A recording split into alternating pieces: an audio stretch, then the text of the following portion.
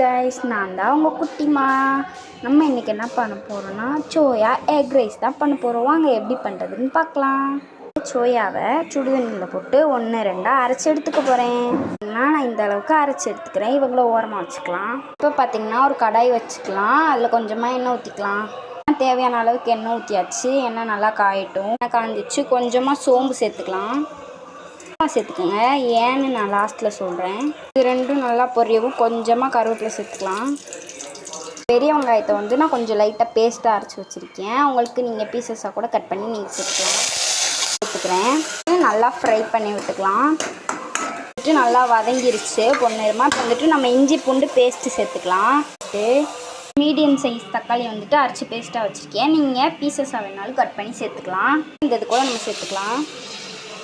தக்காளி வந்துட்டு உள்ளே சேர்த்துட்டேன். இப்போ வந்துட்டு தக்காளி வதங்கிறதுக்காக 2 கல் உப்பு சேர்த்துக்கலாம்.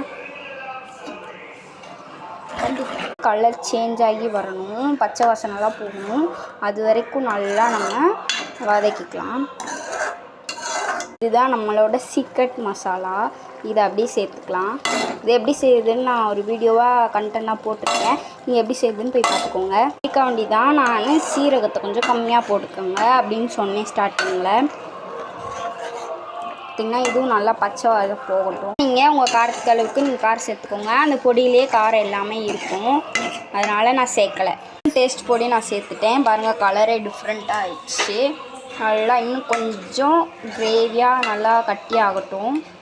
ஸ்டேஜில் பார்த்திங்கன்னா 2 முட்டையை வந்துட்டு நான் உடச்சி சேர்த்துக்கிறேன். 2 நாட்டுக்கோழி முட்டை சேர்த்துருக்கேன். நீங்கள் பிரால் கோழி முட்டை கூட சேர்த்துக்கலாம். இதுக்கு லைட்டாக உப்பு சேர்த்துக்கோங்க. பார்த்திங்கன்னா இந்த கிரேவியோடு சேர்ந்து நல்லா மிக்ஸ் ஆகுற மாதிரி நல்லா கலரி விட்டுக்கலாம். இந்த கிரேவி கூட சேர்ந்து நல்லாவே மிக்ஸ் பண்ணிட்டேன். இதில் நம்ம அரைச்சி வச்ச சோயா பீன்ஸை நல்லா தேய்ச்சிக்கலாம். அது பெப்பர் தூள் உங்கள் காரத்துக்கு தகுந்த மாதிரி தேய்ச்சிக்கோங்க. நல்லா லாஸ்ட்டாக சேர்த்துட்டு ஸ்டவ் ஆஃப் பண்ணிக்கோங்க. நம்ம சோயா எக் ரைஸ்ன்னு சொல்லியிருந்தோம். என்னடா அவ்வளோதான் நினைக்காதீங்க. நான் வந்துட்டு இதை அப்படியே சோறு கூட பிணைஞ்சி சாப்பிட்டா வேறு லெவலில் இருக்கும். அதனால நான் ரைஸை போட்டு கிண்டலை.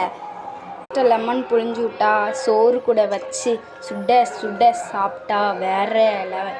அவ்வளோதான் கைஸ். நம்ம சேனலை சப்ஸ்கிரைப் பண்ணுங்கள், மறந்துடாமல் லைக் பண்ணுங்கள்.